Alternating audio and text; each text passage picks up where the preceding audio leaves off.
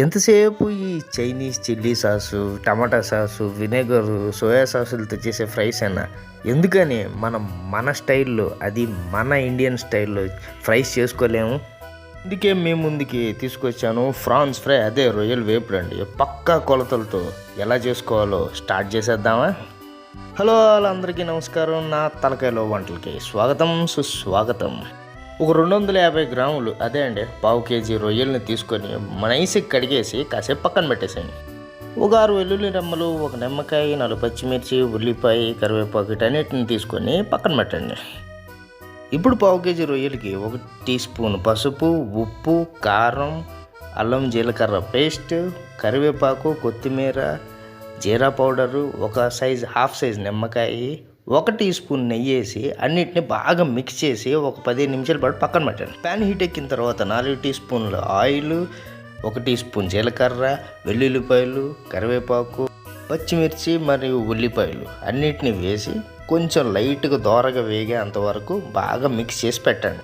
ఈ దోరగా వేసిన దాంట్లోనే ఇందాక నుంచి మ్యారినేట్ చేసి పెట్టుకున్న రొయ్యల్ని తీసి యాడ్ చేసి అట్లీస్ట్ 15 నిమిషాల వరకు దాంట్లో నుంచి వచ్చే వాటర్ అంతా ఎగిరిపోయేంత వరకు మీడియం హీట్ మీద బాగా కాగనివ్వండి. చూసారా వాటర్ అలా బయటకు వచ్చేస్తుందో? ఇంకా ఇది ఎగిరిపోయేంత వరకు మీడియం ఫ్లేమ్ మీదే మూత పెట్టేసి బాగా ఎగరనివ్వండి. ఆ ఎగిరేటప్పుడు మధ్య మధ్యలో ఒకసారి కలుపుకుంటూ ఉండండి. అన్నట్టు చెప్పడం మర్చిపోయాను, ఈ రెసిపీని మనకు అందజేసింది జుగ్గీ గారని గోవాలో ఉంటారు. మొన్న రీసెంట్ నేను గోవా వెళ్ళినప్పుడు ఆయన దగ్గర కూర్చొని మరీ నేర్చుకున్నా ఈ రెసిపీ. ఆయనకు ఒక పెద్ద థ్యాంక్స్ చెప్తూ వీడియోలోకి వెళ్ళిపోదామా? చూసారా వాటర్ అంతా ఎగిరిపోయి ఎంత బ్రహ్మాండంగా ఉంది. అసలు ఏది ఎందుకు తింటున్నామో తెలుసుకోకపోతే ఎలాగా? అందుకే ఈ బెనిఫిట్స్ మీకోసం ఒక లుక్ వేసుకోండి.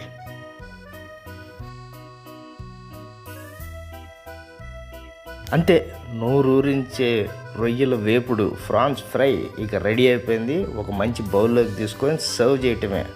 హాట్గా దీన్ని అన్నంతో కానీ, రోటీతో కానీ, పరాటాతో కానీ, లేదా అలాగే ఒట్టి ఫ్రైనైనా తినేసేయచ్చటే. అంత అద్భుతంగా ఉంటుంది టేస్ట్లో కూడా. మీరు కూడా మీ ఇళ్ళలో ట్రై చేసి ఎలా వచ్చిందో నాకు కామెంట్స్లో చెప్పండి.